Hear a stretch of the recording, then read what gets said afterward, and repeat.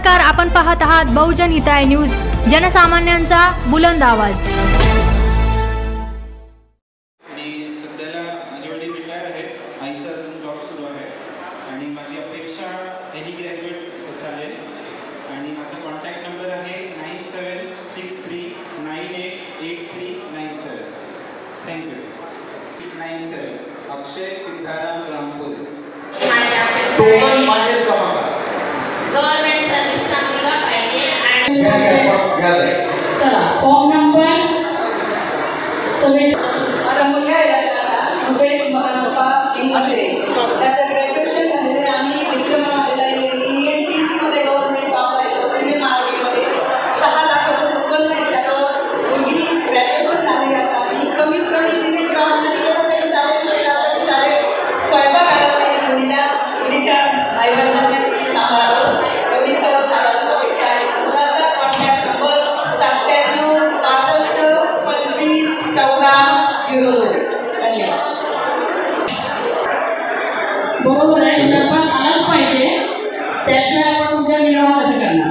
Hello Sharma, माझं नाव महेश उपद्र कपले आहे। माझा जन्म 8/11/1989 आहे। मी मूळ औरंगाबादला स्थायिक आहे। माझं MBA फायनान्स झालेलं आहे। मी सध्या श्रीराम फायनान्समध्ये जॉब करत आहे, अकाउंटमध्ये। माझे वडील गव्हर्नमेंट सर्वंट होते, ते रिटायर झालेले आहे। माझी आई हाऊसवाईफ आहे आणि आमची कास्ट लिंगायतवाडी आणि पोडकास्ट आहे चिलीवाडी। माझी अपेक्षा आहे मुलगी ग्रॅज्युएशन झालेली पाहिजे।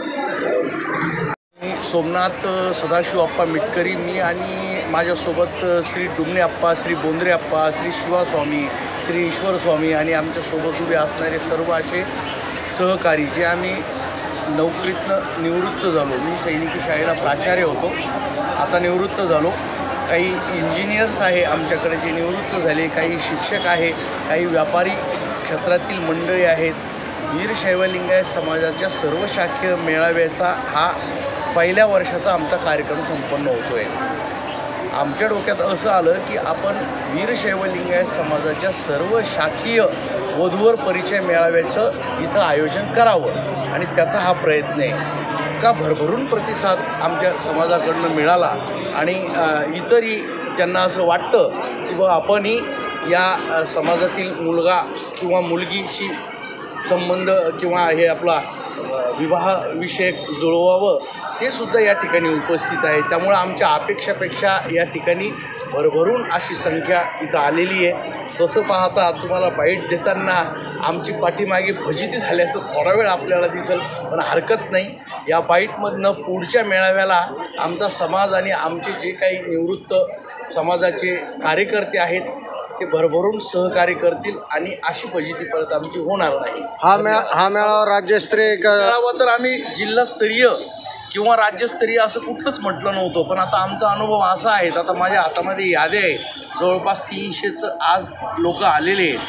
कर्नाटकातनं सुद्धा काही लोक आलेले आहेत, बेळगावकडनं काही लोक आलेले आहेत, बाहेरच्या राज्यातनं सुद्धा इथं काही वीरशैव समाजाची मंडळी उपस्थित झालेली आहे। सर्व वीरशैव समाजाच्या ज्या इतर संघटनासुद्धा आहेत, या सगळ्या संघटनेची लोक आमच्या या कार्यामध्ये भरभरून सहभागी आहेत आणि सगळ्या पक्षाची आहेत। माननीय चंद्रकांतजी खैरे साहेब यांच्या मार्गदर्शनानं, यांच्या प्रमुख मार्गदर्शनातूनच हा कार्यक्रम आम्ही उभा करत आहोत। नोंदणी किती झाली आहे? नोंदणी आता जवळजवळ 250ची नोंदणी आज आमच्या हातात आहे। लोक येतच आहेत अजून। या निमित्ताने वीरशैव समाजाला काय तुम्ही आवाहन करणार?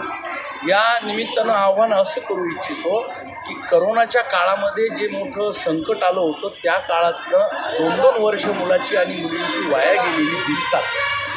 इथं वधूवर वयाच्या हिशोबाने जर म्हटलं तर बऱ्याच 28+ अशी संख्या भरपूर आहेत आणि मुलाच्या आणि मुलीचे पालक या ठिकाणी जास्त प्रमाणात आलेले आहेत। त्यांचं एकंदरीत तिथं येणं हे लक्षात येतं की वधू आणि वरांच्या निर्णयाला समाजानं वेळ न लावता सुखी संसारासाठी आपली निवड लवकरात लवकर अशा माध्यमातून करावी।